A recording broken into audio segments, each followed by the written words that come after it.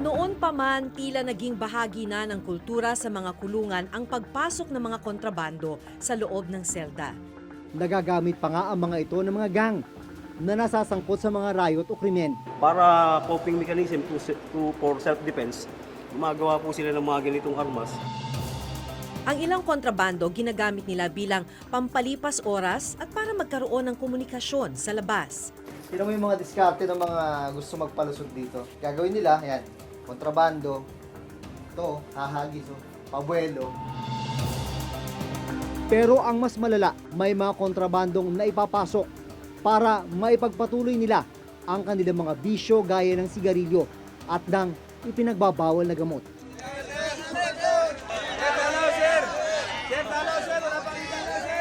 Paano kayo magkadalaw na may nakuha mang kontrabando dito pag kuhan? Hindi may ibang pangkat kami, sir, eh. Wala ko pakialam ng pagkat, kailangan linisin nyo sarili nyo. Tulad niya kami, sir, nagbabago kami, di ba? Oo. Sorry kung nagbabago kayo, pero dapat tulungan nyo kasama nyo magbago. Paano nga ba nakalulusot ang mga ito sa bilibid? Lalo na sa maximum security compound na dapat sana ay may pinakamahigpit na seguridad.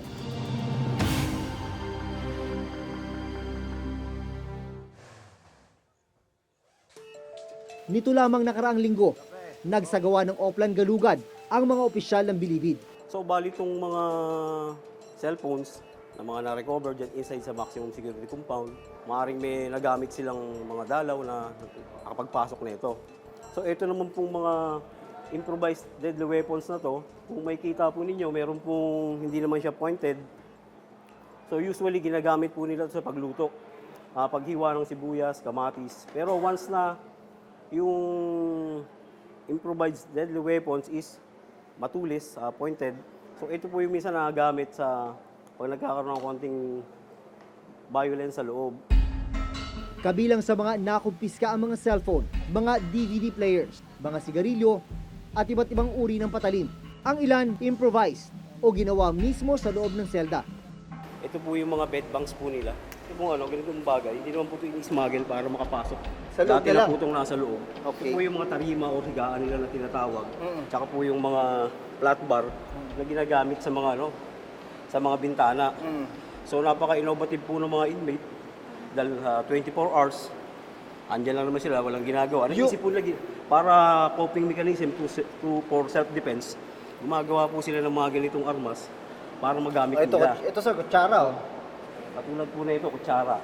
Yan, kutsara. Ito naman po, kung mapapansin po nyo, naka-curve.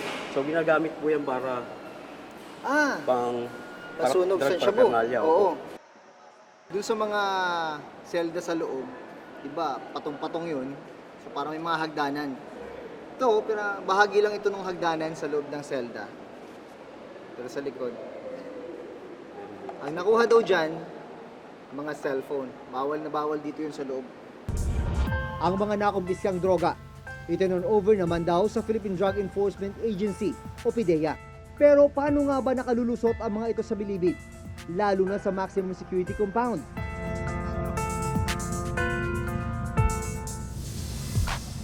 Pinayagan ng reporter's notebook na makapasok sa maximum security compound ng bilibid kasama si Bucor Chief Ronald Bato de la Rosa.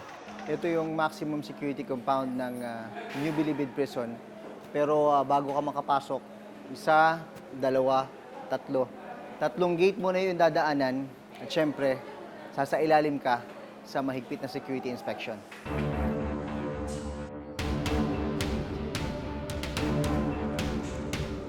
Dumiretso kami sa Building 8 o ang dating Sputnik Gang Compound na tinatawag ngayong Barangay Mapagmahal.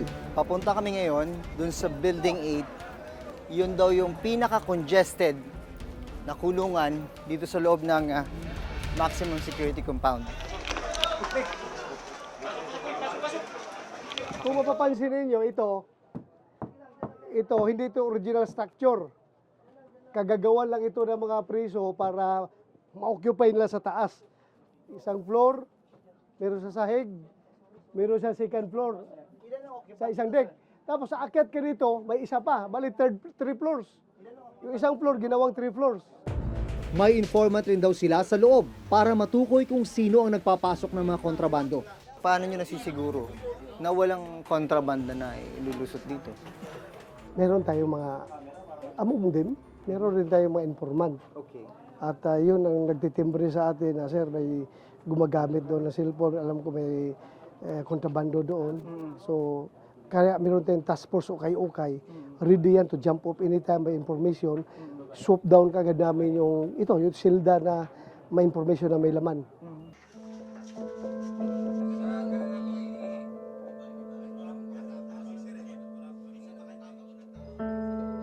Gano'ng kalala yung problema ng congestion dito sa Maximum?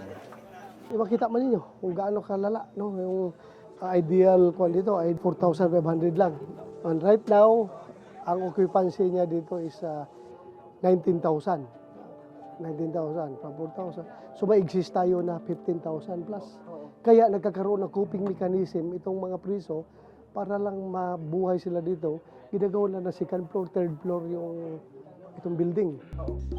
Dahil siksikan, gumagawa na lang sila ng diskarte para magkasya ang mga nakakulong. Kailangan nilang gawa ng mga improvised na mga additional na mga floors. Ito ang ginawa nila dito sa itaas. Ilan kayo dito, sir? Tatlo po. Tatlo. Dito. Ayan. So dito naman, dagdag na palapag, tatlo naman yung occupants. Napakasikip dito sa inyo. Lalo na pag mainit ang panahon. Pagka wala po ito, talagang mamamatay ko sa inyo. So ganito kayo. Wala nang hindi ka pwedeng... Anong magdasal? Pwede ba umupo? Kagaya niyan. At Parasal kaya, pwede ka lumuhod. yan. Pag bumangon ka, kailangan medyo maingat. Nakaganyan po. Okay. Kasi untog abutin mo. Baba ka na ng ganun. Kailangan palagi nang nakatapat. Balasardi na sila pagsapit ng gabi. Sa gabi, ganito yung kanilang pwesto. Ang usapan, hindi pwedeng matulog ng nakatihaya. Dapat nakatagilid. Paano pag may mag-CCR? Di hakbang-hakbang. Habang papalabas kami sa maximum security compound, biglang sumigaw ang ilang preso.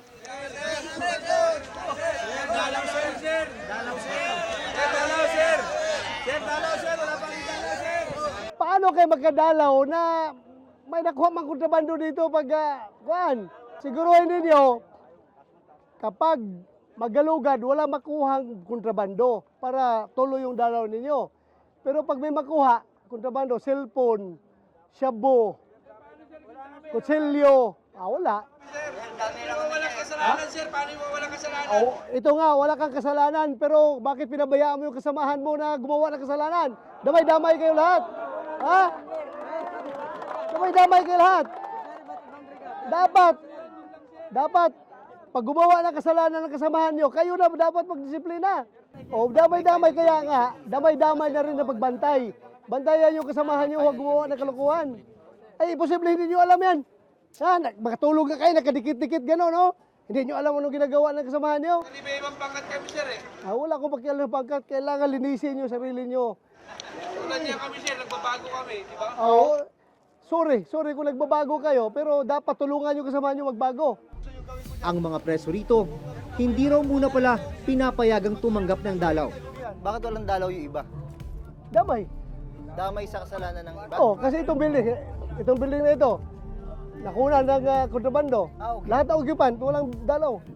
Bakit tila hindi maubos-ubos ang mga kontrabando sa kabila ng kaliwat ka ng pagsasagawa ng mga Oplan Galugad sa Bilibid? Nito lamang July 2018, ikinasa ng Bureau of Corrections kasama ang puwersa ng PNP Special Action Force ang Oplan Galugad sa Building 14 kung nasaan ang mga high-profile inmates at high-risk inmates. Nakumpiska ang samut-saring kontrabando gaya ng mga speaker, patalim, arnis, martilyo, lagari, mga ice pick at screwdrivers kasama na ang pera na nagkakahalaga ng 21,000 pesos, maging ang 40 gramo ng shabu. Pero sa ilalim ng pamumuno ni Bucor Director General Bato de la Rosa, sisiguruhin daw niya na maparurusahan ang sinumang inmate na magtatangkang magpasok ng kontrabando. Hindi mo pwede sa loob, ha? At maging ang mga kakonsyaba nilang mga opisyal ng bilibid. Kasi kung may makuha pang kontrabando, hindi ko lang alam kung saan kayo dalhin. Sa maximum, ibartolina kayo, walang epekto. Doon ko lang kayo siguro dalhin sa Building Zero, no? Building Zero. Nasaan yung Building Zero? Nandoon sa sementeryo. Nandoon ang Building Zero. Doon ko na lang kayo dadalhin kung may mahuli pa ako dito ng kontrabando. Katawa-tawa kayo, pero I'm serious. Dito lahat nilalatag yung mga dala ng mga dalaw.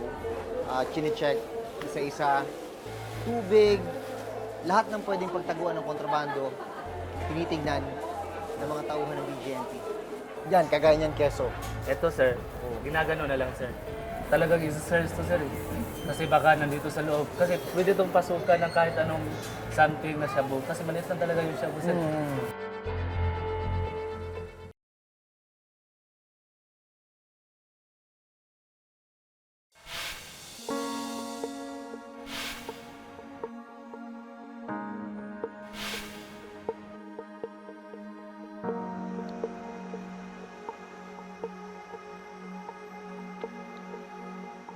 Ito yung Cebu City Jail. Pangalawa sa pinaka-congested na kulungan sa ilalim ng Bureau of Jail Management and Penology.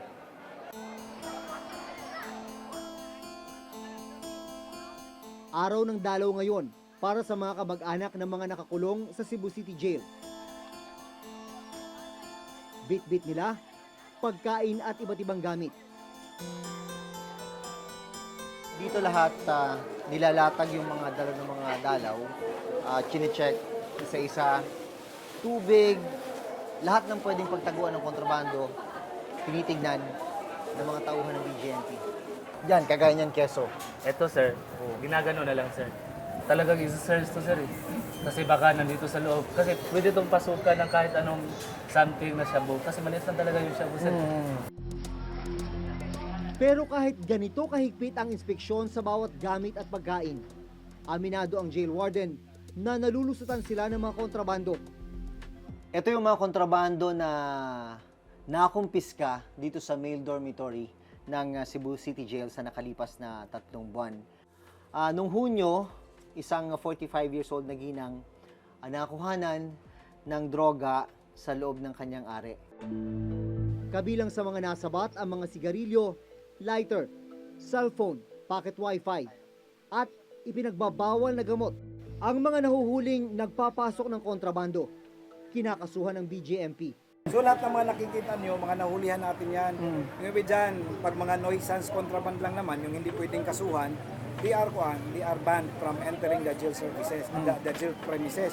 Pero yung iba dyan, puro may mga kaso yan, nakakulong na yan. Ngayon, preso na sila. Nandito na sa loob, kasama na nila yung dinadalaw nila dati. At dahil mababa daw ang bakod ng pasilidad, nakakapaghagis din ng mga kontrabando ang mga kakilala ng ilang bilanggo. Sino mo yung mga diskarte ng mga gusto magpalusot dito? Kasi ito, medyo mababa yung bakod. Gagawin nila, yan, kontrabando. Ito, hahagis, pabuelo. By end of the month, lahat to, madidispose na yan. Ito, makukuha ng mato. Lahat ng ito, pupukpukin natin yan ng martilyo para di na magamit.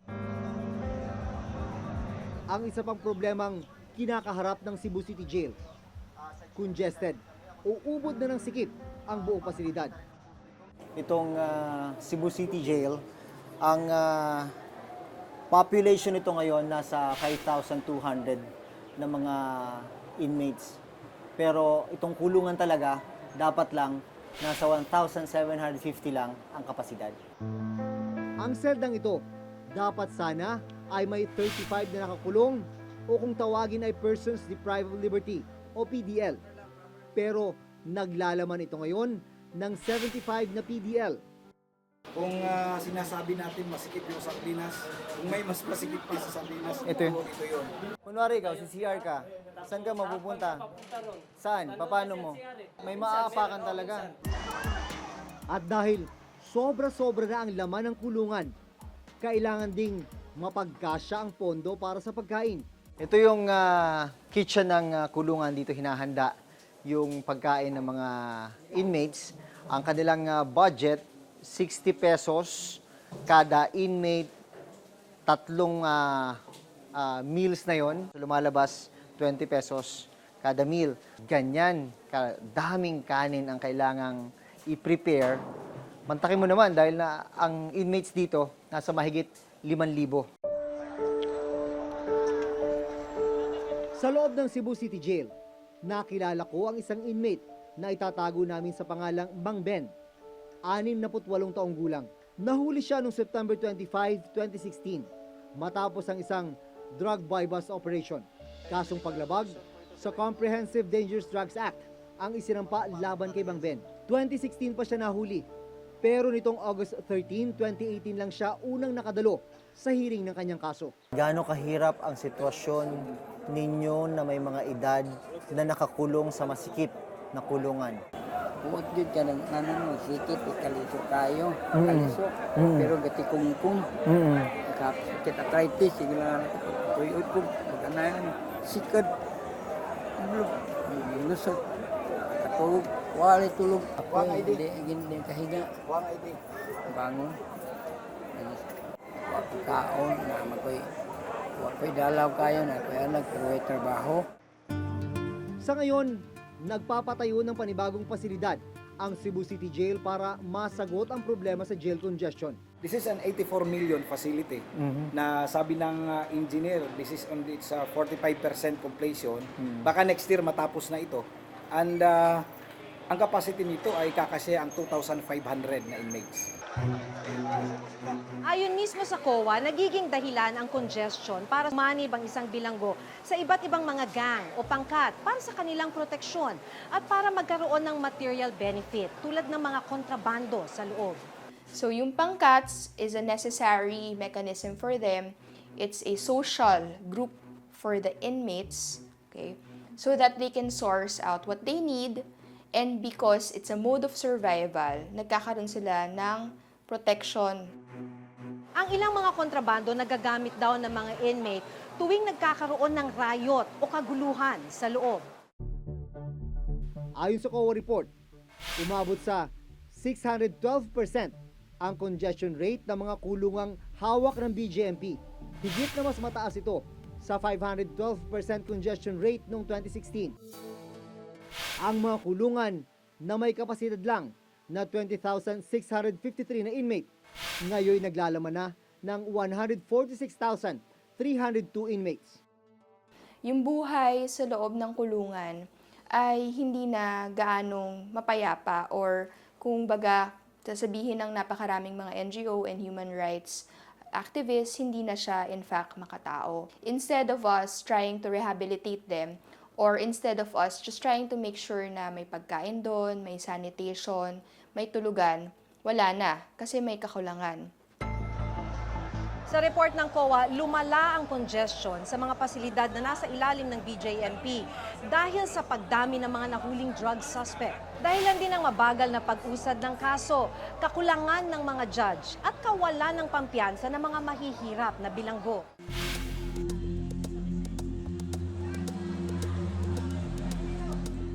Pinuntahan din namin ang Quezon City Jail, ikatlo sa may pinakamalaking jail population sa bansa na hawak ng BJMP. 262 lang ang ideal capacity nitong Quezon City Jail kung pagbabasihan ang UN standard. Pero sa ngayon, meron na itong 4,727 na actual jail population. Katumbas ito ng 1,495% congestion rate. Aminado ang pamunuan ng BJMP. Nahirap silang kontrolin ang pagpasok ng mga kontrabando sa mga pasilidad na hawak nila. Continuous naman talaga yung pagkakandak ng Greyhound operations natin. Siguro, isa sa mga nakikita namin dahilan kung bakit may mga nakakapasok pa rin is yung struktura natin. Meron tayong mga facilities na mas matataas pa sa bakod namin yung mga bahay. Inihahagis nila papunta dun sa loob yung mga kontrabando. Kulang rin daw sila sa mga kagamitan na makakatulong sana sa pag-detect ng mga papasok na kontrabando. Meron tayo sana mga body scanners para sa mga bisita no, na madaling makikita kung meron silang itinatagong mga illegal substance sa katawan o kaya meron pang ibang mga kontrabando.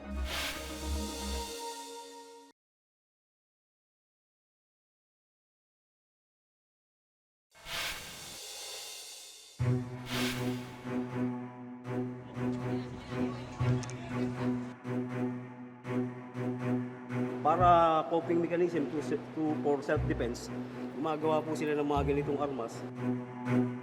Dahil sa kultura natin na very criminalizing, very punitive, parang it's as if na imbis tulungan natin sila, hinahayaan na natin silang malulong or just completely mawala ng direksyon sa buhay. Sana yung mga jails and prisons natin ay maayos yung kalagayan para rin talagang they really work towards, the positive, full rehabilitation of the PDL. Hanggang sa susunod na Huwebes, ako si Jun Veneracion. Ako si Maki Pulido at ito ang nakatala sa aming Reporter's Reporter's Notebook. Notebook.